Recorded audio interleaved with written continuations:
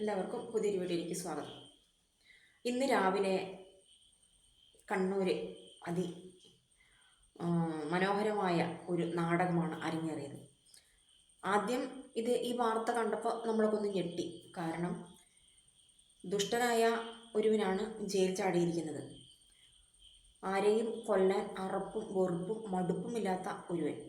2011 ഫെബ്രുവരി 1 സൗമ്യയെ ട്രെയിനിൽ നിന്നും തള്ളിയിട്ടവൻ ക്രൂരമായി ബലാത്സംഗം ചെയ്തു പോകുന്നത്. വീഴ്ചയിൽ തന്നെ സൗമ്യയുടെ തലയ്ക്ക് ആഘാതം സംഭവിച്ചിട്ടുണ്ടായിരുന്നു. ഇത്രയും വർഷമായി തൃശ്ശൂർ അതിവേഗ കോടതിയും കേരള ഹൈക്കോടതിയും അവന് തടവ് തൂക്കുകയർ കേരള ഹൈക്കോടതിയും അതിവേഗ കോടതിയും അവന് തൂക്കുകയർ വിധിച്ചപ്പോൾ അപ്പീലിന് പോയി അവൻ അതിനൊരു ഇളവ് കണ്ടെത്തി. സാഹചര്യ തെളിവുകൾ ഒന്നും ഇല്ലാത്തതുകൊണ്ട് അവനാണെങ്കിൽ ഒറ്റ കൈയിനുമാണ്. അവനെ ജീവപര്യന്തം ശിക്ഷ വിധിച്ചു സുപ്രീം കോടതി.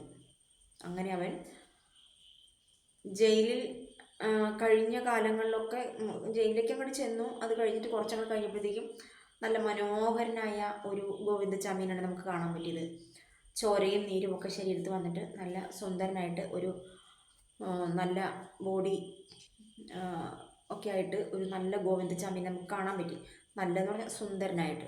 കാരണം ഫുഡ് അതുപോലെയാണല്ലോ.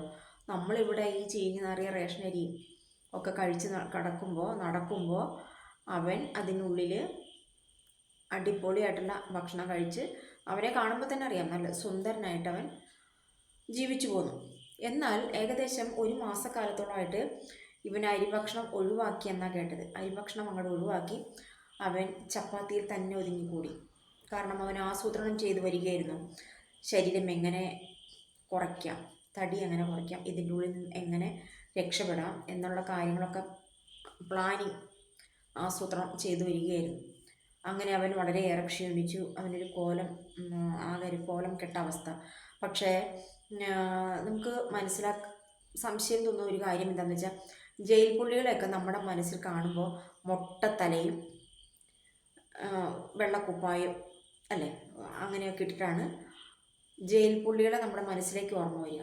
പക്ഷേ ഗോവിന്ദചാമി ഇപ്പം നമ്മൾ കണ്ട സമയത്ത് ആ കിണറ്റിൽ നിന്ന് അവൻ്റെ തലമുടിയിലൊക്കെ പിടിച്ചങ്ങനെ പൊക്കിയെടുക്കുന്ന സമയത്ത് അവനൊരു കാക്കി പാൻറ്, പിന്നെ അവൻ്റെ താടിയൊക്കെ ഇങ്ങനെ വളർന്നിട്ടുണ്ട്, മുടിയൊക്കെ ആകെ നീണ്ടിട്ടുണ്ട്.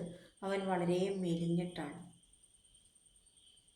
അപ്പോൾ ഒരു 10ാം നമ്പർ സെല്ലെന്ന് പറഞ്ഞാൽ വളരെയേറെ നിരീക്ഷണമുള്ള ഒരു സെല്ലാണെന്നാണ് പറയണത്.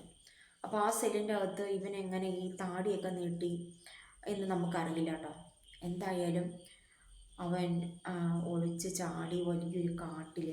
ആ കാടിൻ്റെ ഒരു ഭാഗം എന്ന് പറഞ്ഞാൽ വലിയ മതിലിൻ്റെ ഉള്ളിൽ കെട്ടിടങ്ങളും റോഡ് സൈഡിൽ ഇങ്ങനെ നിറയെ കെട്ടിടങ്ങളും ഒക്കെ ആയിട്ട്.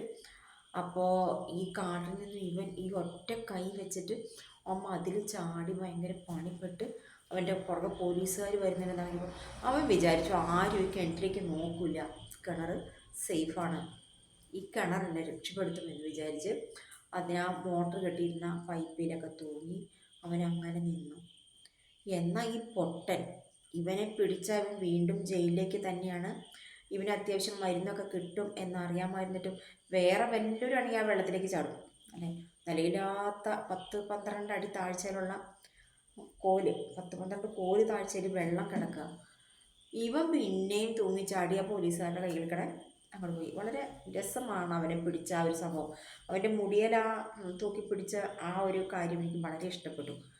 അങ്ങനെ അവനെ കൊണ്ടുപോയി കാണിച്ചു കൊടുത്തവന് പറഞ്ഞു, നിന്നെ തീർക്കുമെന്ന്, നിന്നെ ഞാൻ പിച്ചാത്തിയിൽ തീർക്കും എന്നൊക്കെ പറഞ്ഞു. പിന്നെ പിച്ചാത്തിയിൽ തീർക്കണം. പക്ഷേ വേറൊരു കാര്യം കേട്ടോ, നമ്മുടെ നാട്ടിലായത് കാരണം ഇവനിപ്പോഴും ജീവിച്ചിരിക്കുന്നത്.